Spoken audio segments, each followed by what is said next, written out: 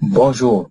Dans ce tuto, nous allons décrire la morphologie générale d'une fleur d'angiosperme et définir quelques notions. Les angiospermes sont une subdivision des spermaphytes dans laquelle sont regroupées les plantes ligneuses et herbacées. Les spermaphytes sont des plantes dont l'appareil végétatif est typiquement constitué de racines, tiges et feuilles, les organes reproducteurs étant regroupés en rameaux très modifiés, les fleurs, qui conduisent à la formation des graines.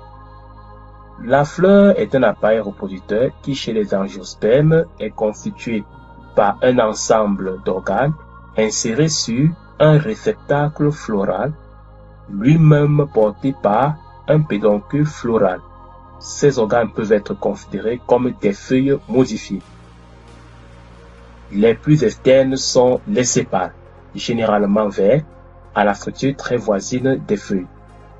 Leur ensemble constitue le calice. En progressant vers l'intérieur, par rapport aux sépales, on trouve les pétales. Les pétales ont une structure semblable à celle des feuilles, mais ils sont habituellement très fortement colorés, de façon à attirer les insectes ou d'autres animaux qui, en suçant le nectar, transportent le pollen d'une fleur à l'autre. Les pétales constituent la corolle. Les sépales et les pétales constituent le périanthe, stérile et protecteur de la fleur. À l'intérieur de la corolle se trouvent les étamines, dont l'ensemble constitue l'androcée. Le nombre des étamines varie selon les espèces. Chaque étamine est formée d'un fin filament, le filet portant l'antère.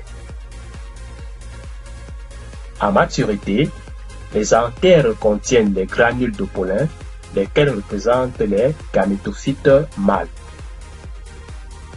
Un gamétophyte est une structure à l'intérieur de laquelle se forment les gamètes. Les granules de pollen sont libérées dans l'air suite à l'ouverture des anthères lorsque celles-ci parviennent à maturité. Les étamines représentent les structures reproductrices mâles. Dans la partie la plus intérieure de la fleur se trouvent les carpelles, dont l'ensemble constitue le gynecée ou pistille. Les carpelles peuvent être libres ou soudées entre eux.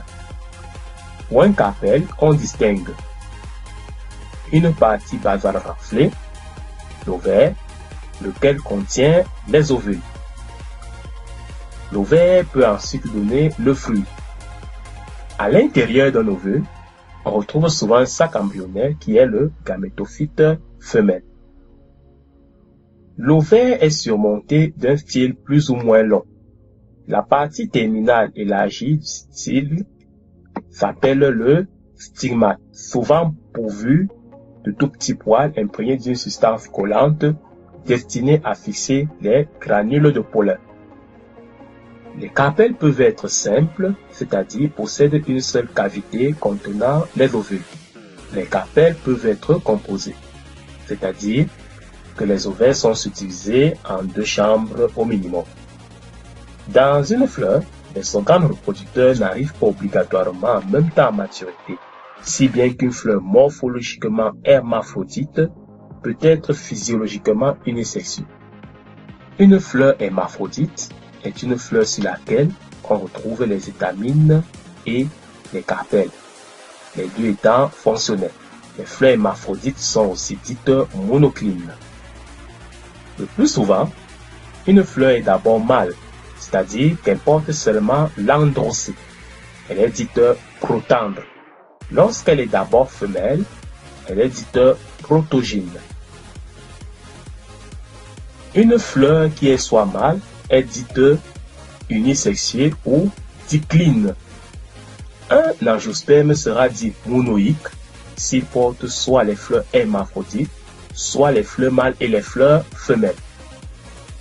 Par contre, un angiosperme sera dit dioïque s'ils portent soit les fleurs mâles, soit les fleurs femelles.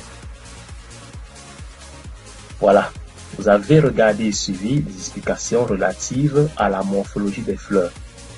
Dans les prochains tutos, je vais expliquer la formation des granules de pollen, des sacs embryonnaires, du gamète mâle et du gamète femelle.